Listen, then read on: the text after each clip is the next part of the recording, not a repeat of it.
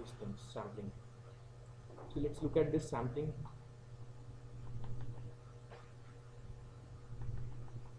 phenomena more closely. See, we have derived the equations. When we have, before that, first we have seen the motivation for sampling. What was that? We sample the signals just because we can't save infinite number of values of the continuous time signal. That's why we sample. Also, most of the processing in day-to-day life is done through these digital systems, computer, laptops, or anything, your phone, everything is digital. So for that, what they do is, but although the processing is done in digital, the interaction is still analog. That means when I am saying something, it's in analog, it is perceived in analog, it is sensed in analog, the processing is done in digital, again it is at the output is given in analog form. So the complete process is something like this. We have this input signal, we have what is called as a continuous to discrete C to D converter, we have this x of t, which is nothing but a continuous time signal, and here we have this C to D converter, that is nothing but a sampler.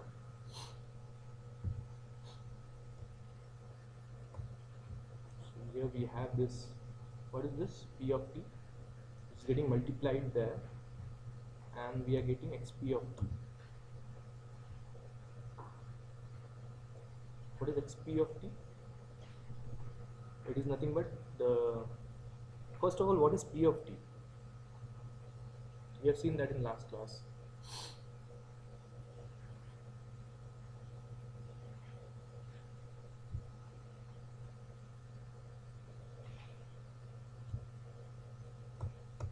What is that?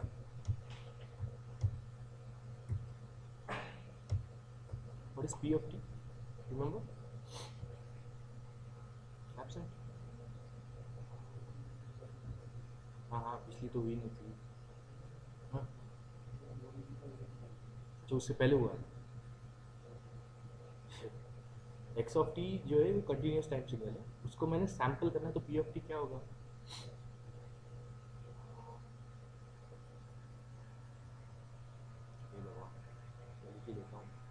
Impulses being shifted at integer multiple of the sampling duration, summation, and tending from minus infinity to, is that okay? At the output, now see, it's something like this.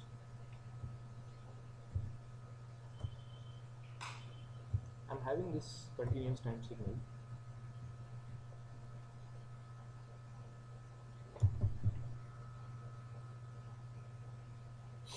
I'm sampling that signal using this E of t. So these are nothing but the samples placed at integer multiples of the sampling duration. So I'm placing a sample here and integer multiple of the sampling duration.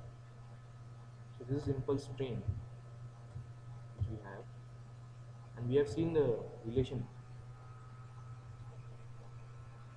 These impulses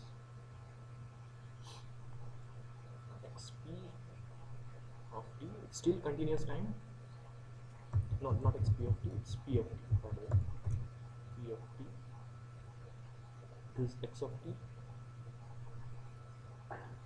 What if I multiply these signals? It will simply pick the value of the input signal at that particular value, at that particular instance. So at the output, I am getting xp of t, xp of t, that is nothing but something like this.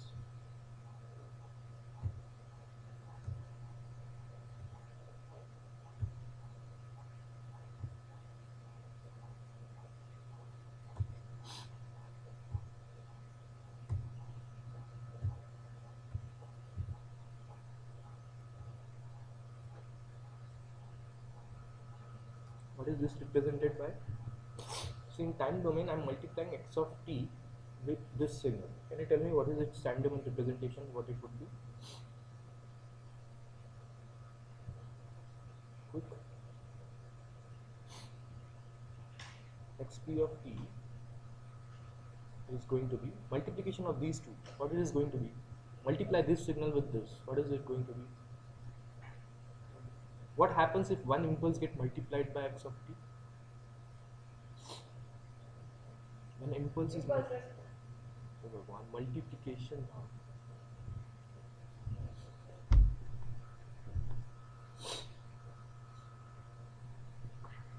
When a signal x of t is getting multiplied by del of t minus t naught.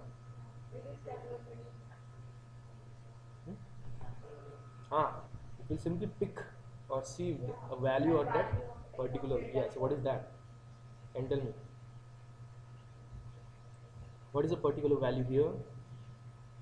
Suppose this duration is, this is ts, right? Sampling duration. This is 2 times, this is again ts, but in total it will be twice of ts and so on. So samples are being placed at integer multiple of this ts. So can you tell me what value it would be here and here and here and there? X of integer multiple of, why you are doing like that, multiplied by del of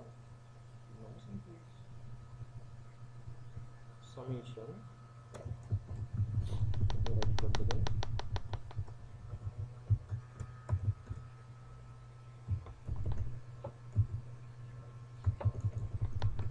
So this is going to be x of t, x of nt. Yes. Even if we don't get x of nt, when I multiply it with an impulse, then it will obviously be like at other points the value will obviously become 0. Because that p of t, except at those instances. You are saying that I should write only x of nt? No. If you write even x of t. X of t? The thing is, how x of t? X of that capital T you are saying? Except at impulses, the other points it is 0. When I'm multiplying it, obviously I'll not get those, like I'll not get multiplying, this is not the amplitude, by the way. The impulses is a generalized function. When you multiply it with a signal, it will simply be scaled by the value of this signal. The area will get scaled, if you remember. So this is going to be n from minus infinite to infinite. It's not a normal. This is okay. It will simply it will simply scale the impulse with the value at that instance. And as these impulses are getting repeated, there is a summation here, where n is tending from minus infinite to infinite. We have seen this.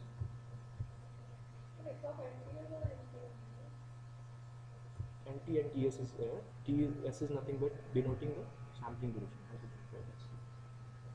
Yes.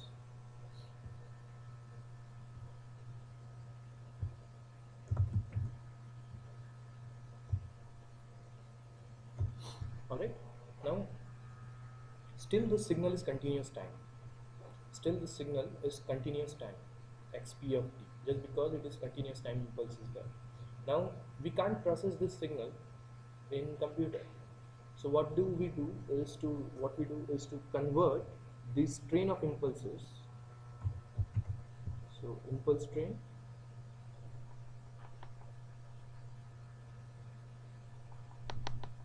to sequence. Meaning, see, these impulses are placed at integer multiples of the scaled impulses are placed at integer multiples of the sampling duration.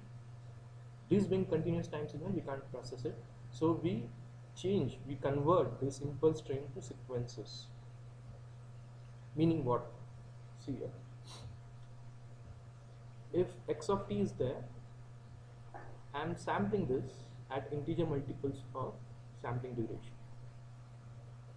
Now there are variety of this is nothing but of course the summation like this, and this I don't want like that. I want a discrete sequence, something like this, which is getting I mean, I'm just bothered about the values of the signal at that particular at those particular instances.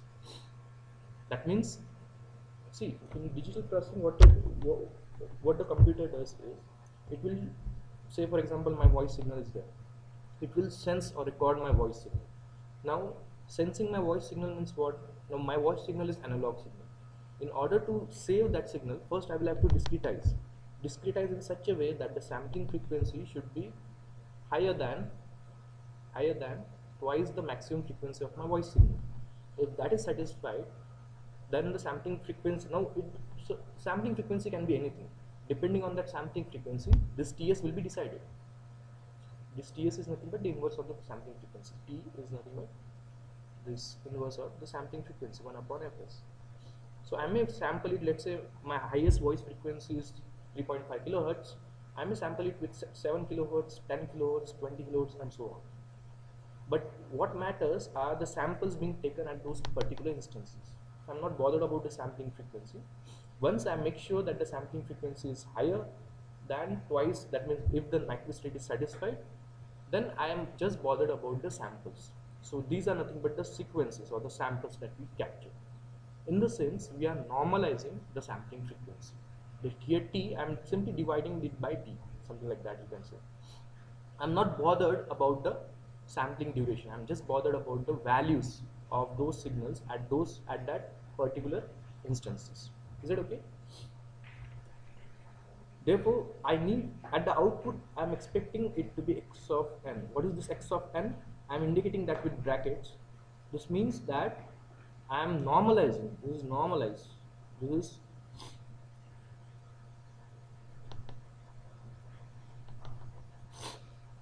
normalized signal. This signal normalized in the sense what? I have normalized the sampling duration. Alright. So it's like this. I'm having my analog voice signal, I'm sampling it. For sampling, that means I'm multiplying my input signal, my voice signal, with the help of train of impulses. Those train of impulses getting multiplied with the original signal, I'll get xp of t, which is again a continuous time signal. Those train of impulses I'm converting into sequences, just because most of the digital processors and very good operations can be obtained in digital domain. So whether the signal is analog or digital, we convert that to a digital domain. If it is analog, we convert it into a discrete domain or a sequence of samples. We process that signal, and then at the output we do the reverse processing. What is the reverse processing here? If x of n is there, I'm doing some processing, discrete time processing. I'm converting back into the impulses, sequences of impulses, and then I'm reconverting it from discrete domain to continuous time. So completely reverse process of this will happen. So let me draw that.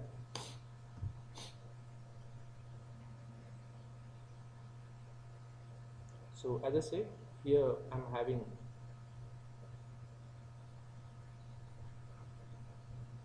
x of t getting multiplied by p of t. I'll get here xp of t, and this is done by, okay, I have represented that by continuous and then we are giving it to this impulse train to sequence converter. At the output, I'll get x of n. This xp of t is nothing but x of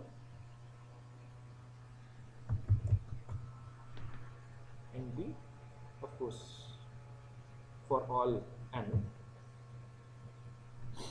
del of t minus np, and at the output I'll get x of n.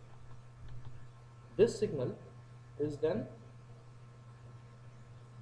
processed.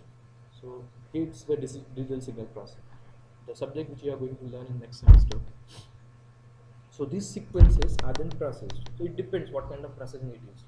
So DSP is nothing but all convolution. So say for example, my voice is having a lot of noise. I'll discretize it, I will save it as a sequence, then I will do some low pass filtering here so that I will remove the noise from it. Everything will be done in digital domain. This digital domain.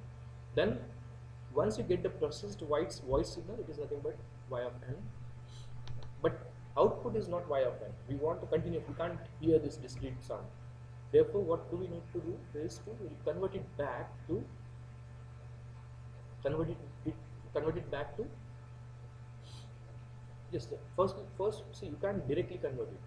First, this sequences has to be converted into impulse trains. So sequence impulse train conversion. Here we will get y of and t, just because we know the sampling rate, and at the output I'll give it to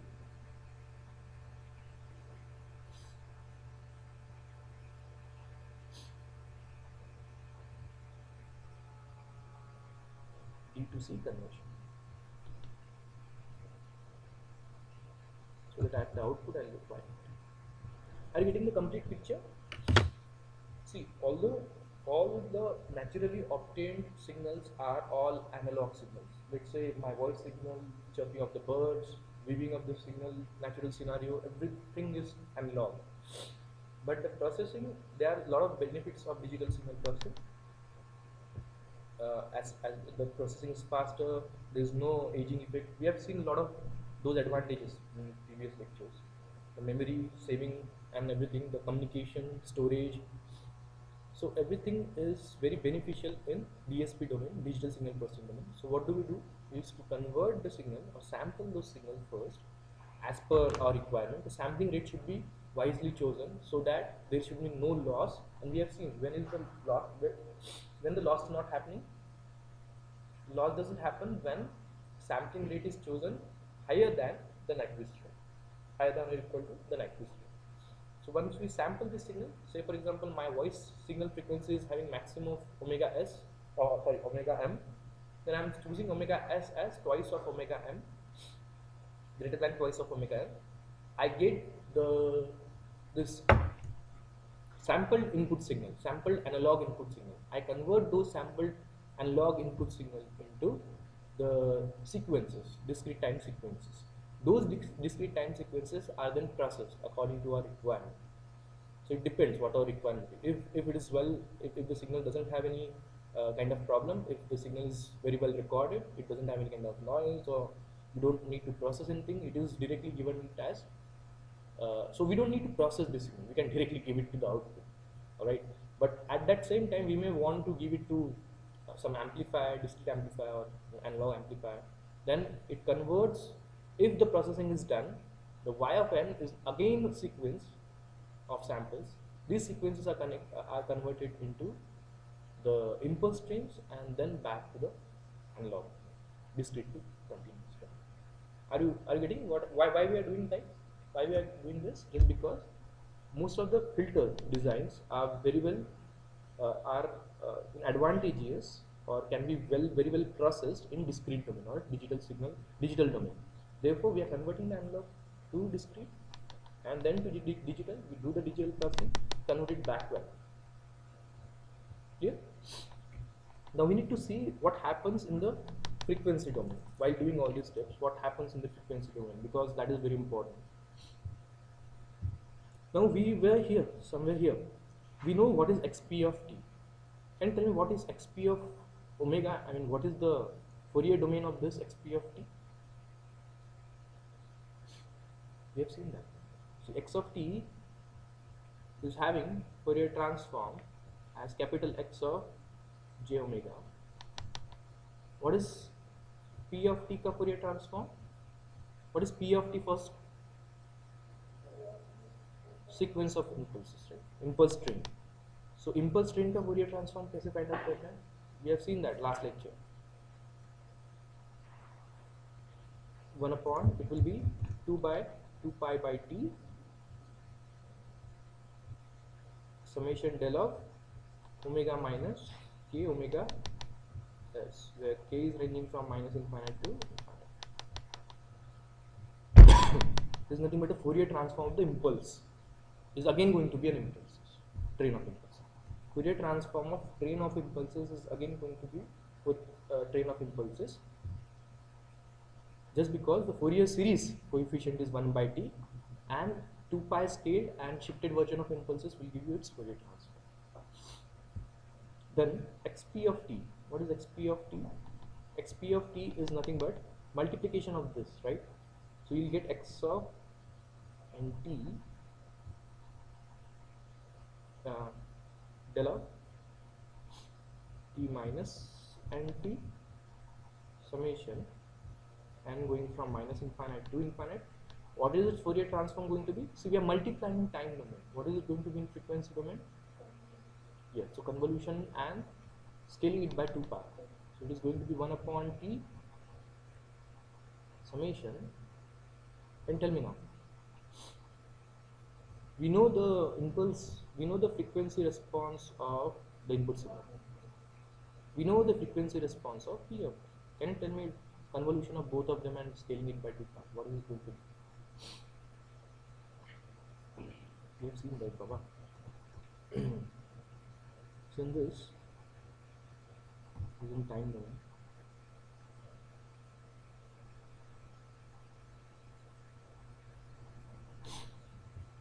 If certain signal is convolved with an impulse, what happens? Right?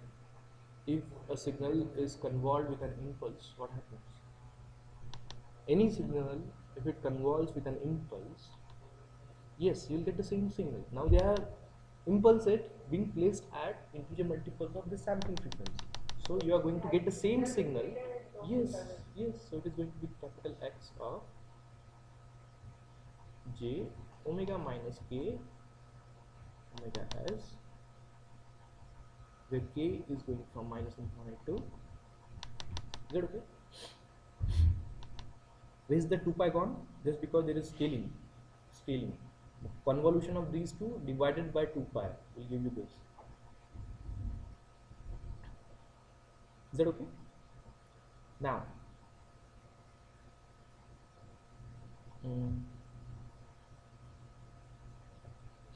now we are converting that to this signal x of n. In that sense, what is happening? See here.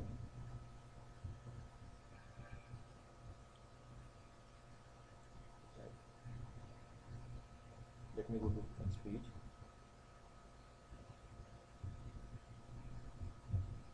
First of all, tell me what is the Fourier transform of this xp of t?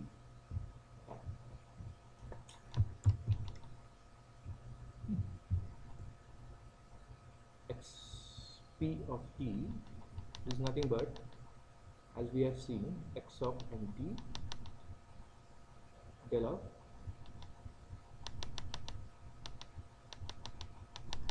what is its Fourier transform? First of all, tell me what is the Fourier transform of an impulse? It is going to be e to the power minus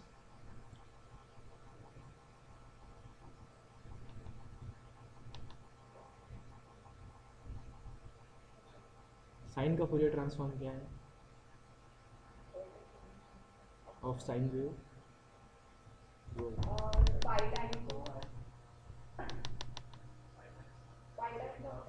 हाँ del, right. So वो कहाँ से आया? मतलब दो exponential थे तो दो इम्पल्सेस आए, तो इम्पल्स का Fourier ट्रांसफॉर्म क्या आएगा? Exponential.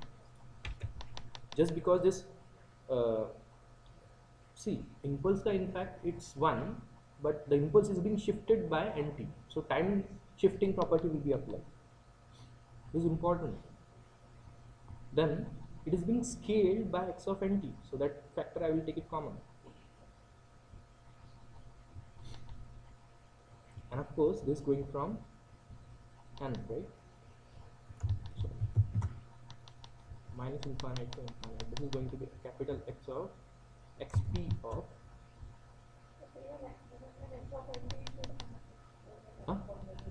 which one? You are writing Fourier transform of xp of t and also the x of nt should be capital X. No. I'm simply writing, expressing. See, what is scaled version of, if don't take it like that. Impulse ka Fourier transform, what is that? Shifted impulse. This. Now this is some scalar. So being taken out is nothing but, right? Now There, in the previous case, we have taken signal as a whole, not the scalar. We have taken shifted version of the input.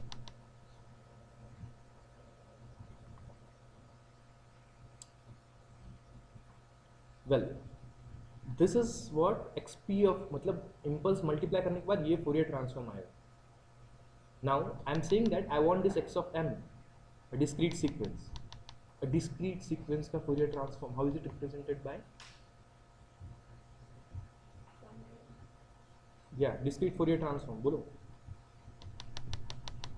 Summation. बोलो. X of e to the power minus j omega n. Is that okay? Compare this. Compare these two.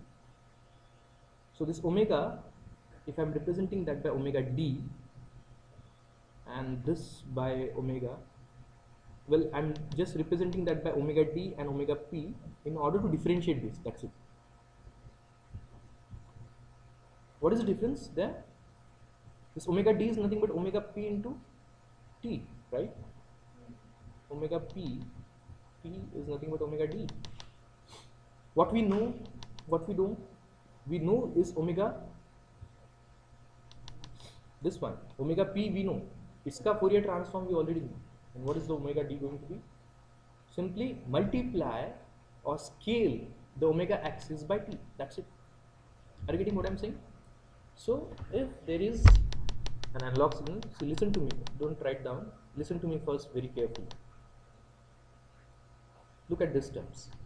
X of t is my voice signal. I am sampling that signal using p of t. P of t is nothing but a train of the impulses. If I am multiplying that, I am getting xp of t, which is again a continuous time signal. Again a continuous time signal.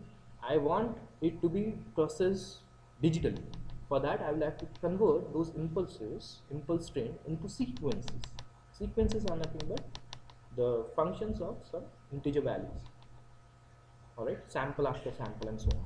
That is nothing but x of n. For that, what we said was normalization has to be done. What is its interpretation? That is what we are looking. We know the Fourier transform of xp of t, that is nothing but capital Xp of j omega.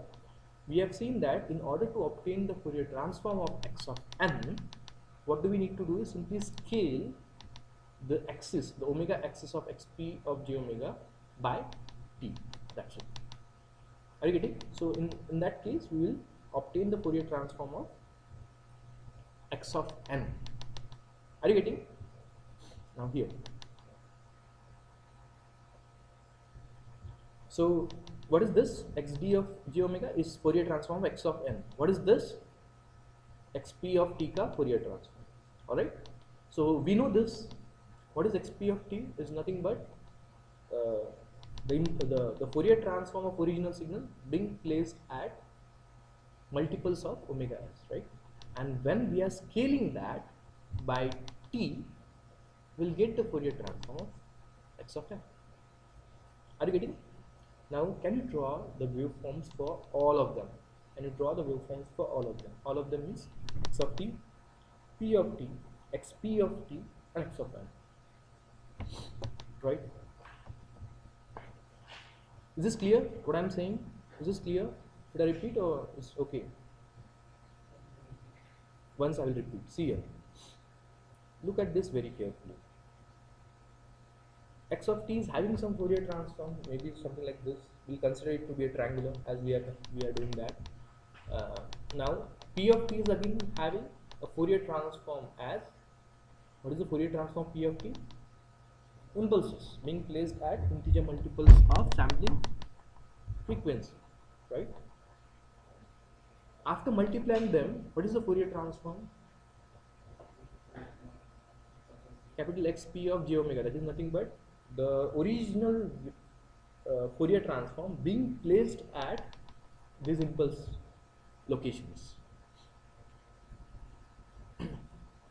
Once we obtain the Fourier transform of xp of t, we can obtain the Fourier transform of x of n by simply scaling it. That's it. So let me try it. You also try it out without looking into the board, looking at the board.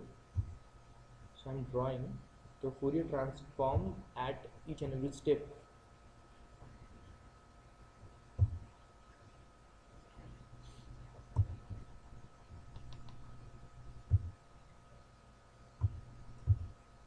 Assume that the input Fourier transform is something like this. Let this be 1, let this be omega m minus omega m, and the sampling frequency is quite higher than the Nyquist rate. Assume that. This is omega. What is this? Capital X of? Alright. What I'm asking you to draw is these signals.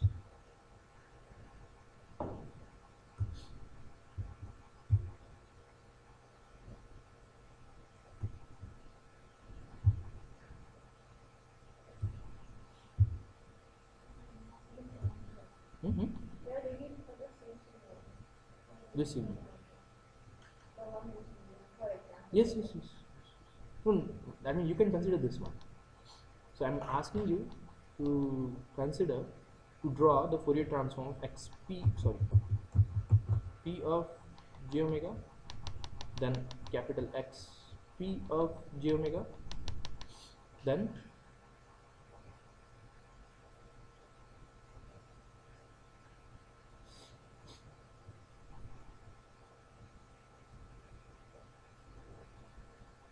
XD, I will say it's nothing but the Fourier transform of the discrete data. So this last one is not required. Erase this. Yeah. Right.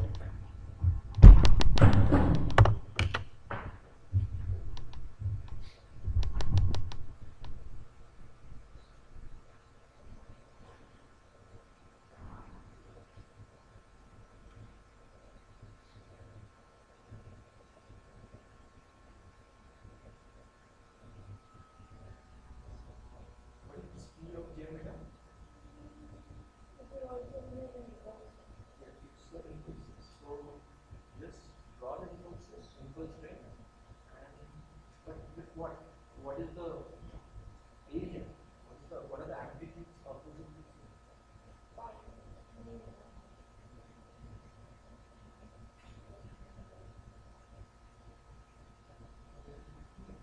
Yes, very good.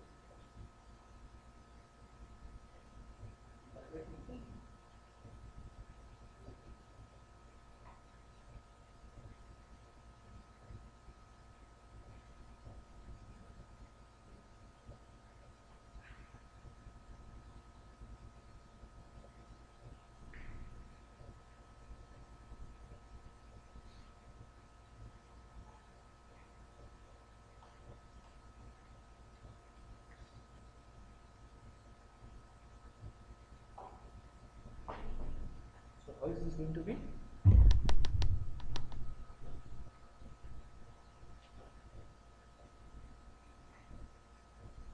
Make sure that the impulse of is amplitude is quite higher than the magnitude. Otherwise, it will be like sampling frequency that is going to be at least higher than twice of that.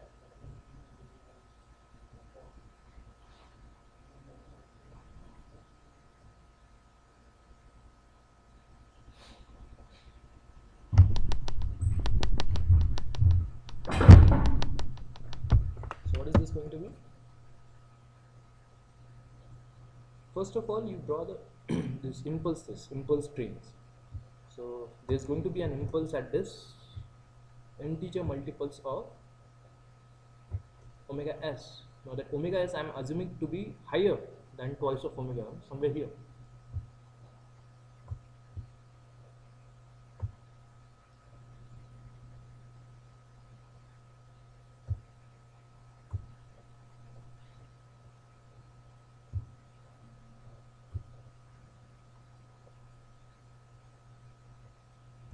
And so on. It is going to be continued.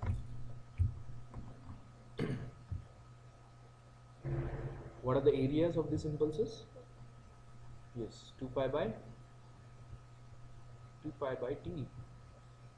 Now I am convolving, right? Because in time domain we are multiplying this x of t and p of t. In frequency domain we are convolving this, and we are going to get the same spectrum being repeated, or replicas of them are going to be created at integer multiples of this sampling frequency. So here, then we have them here, then, and so on.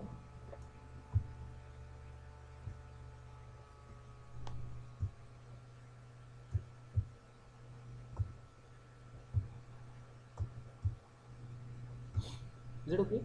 Why? So this is going to be omega s here, omega s, twice of omega s,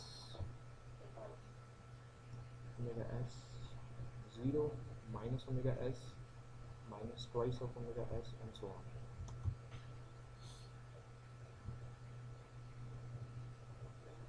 Similarly here, minus omega s minus omega twice of omega s, and so on.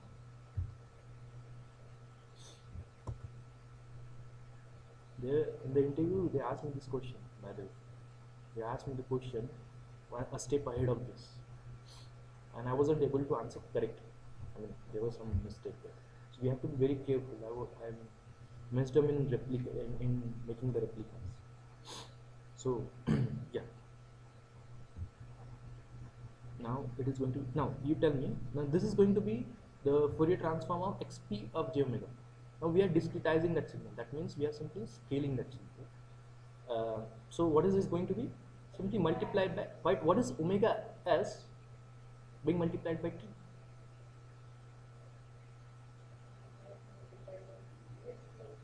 Two pi. Yes, it's 2 pi. So we are going to get the samples at 2 pi. That's it. So I'm writing here. Again, this is not as per the scale. So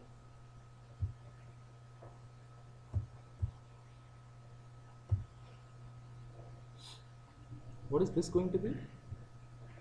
Here is omega m.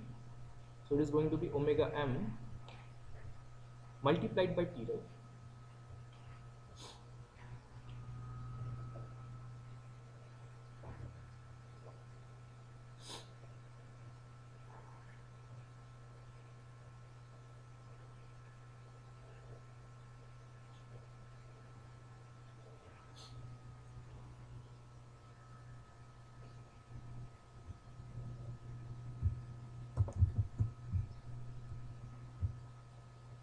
And this is very well, it can be verified from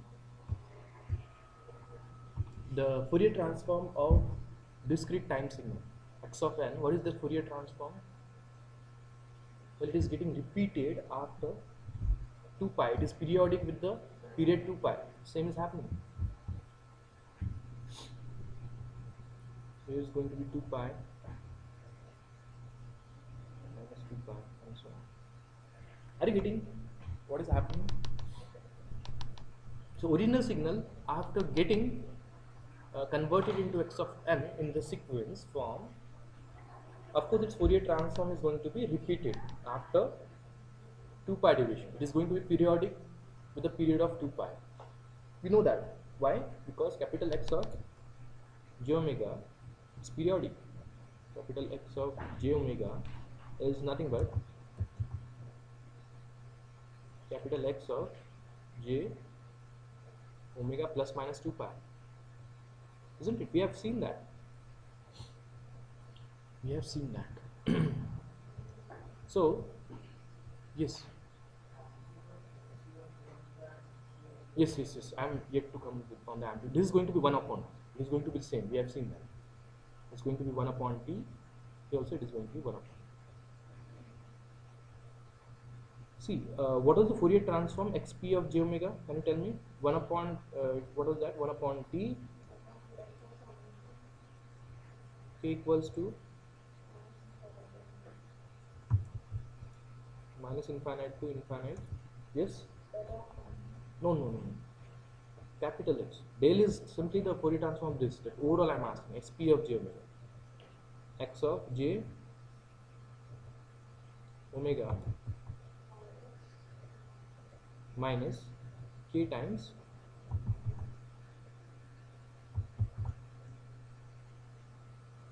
omega s.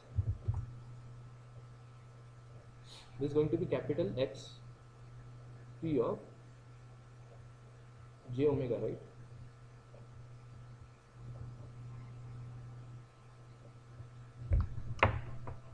Is it okay? Now, after scaling it, what is going to happen? Omega is going to be scaled by t, and then it is going to be shifted, right? So the equation is going to be something like this: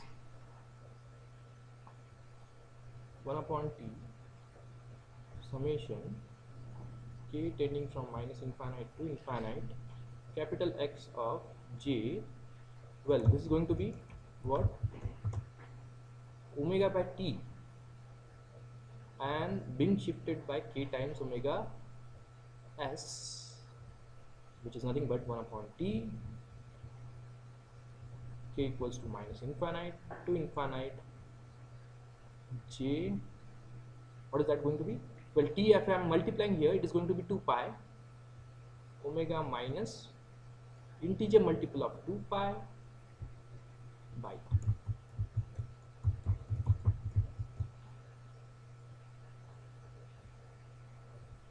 This is going to be xd of, what is xd of j omega? Fourier transform of x of omega. Is that okay? Are you getting this?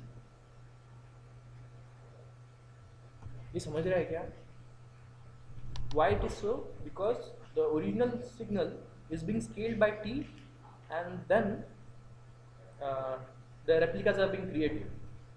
So as we have got in the result that it is going to be an integer multiple of 2 pi. It is going to repeat after integer multiple of 2 pi. That's it. Alright, is this clear? Now this is all about x of n. Now we have got the signal which we can process in your computer. Now we don't bother, once we have these discrete sequences with us, we don't bother about the sampling frequency, just because we made sure that the sampling frequency is fixed in such a way that the input signal is not distorted. I give you as a homework to find it out that if, now this is all about x of n. X of n is having Fourier transform as x of e j omega or x of j omega, whatever it is. What is it going to be? A sampled version of this. Okay, so say for example I'm having the sequence as like this,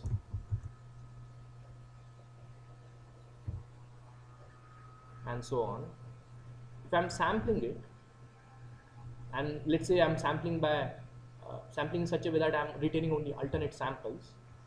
I'm sampling this, I'm not taking this, I'm taking this, I'm not taking that, I'm taking this, and so on.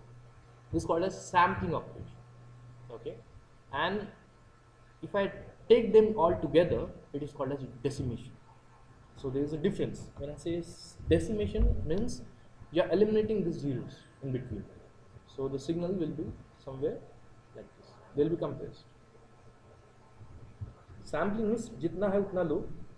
Decimation means, yes. So it is going to be x of n times, capital N times, where capital N is the decimation factor, which is 2 here. So it is 1, 2, minus 1. Are you getting the difference between sampling and decimation? So decimation is nothing but something integer multiple of that. So I'm now asking you to draw the Fourier transform of these two signals, sampled signal and the decimated signal. Is it clear? As I've drawn the Fourier transform of x of n, I'm asking you to draw the Fourier transform of sampled and decimated discrete time signal. You may apply the same concepts as we have done for the continuous time. Can you tell me how it is going to be? Just in order to give a hint. See, how can I obtain the signal? Sampling signal? See here, yes, by multiplying with the impulses being placed at alternate samples. So same thing we can apply as in continuous case. We have multiplied it with discrete samples. Here also we can apply the same concept. So here also it is going to be convolution of this and this. So first you will have to find the convolution. So first you will have to find the Fourier transform of this signal, the samples, the impulses being placed at integer multiples, alternate locations. Then whatever the Fourier transform is, that you need to multiply with this. Convolve with this. At the end, you will get the Fourier transform of this signal. For getting this, you need to do some more manipulation. What is that? So that is our homework. Let's see that tomorrow.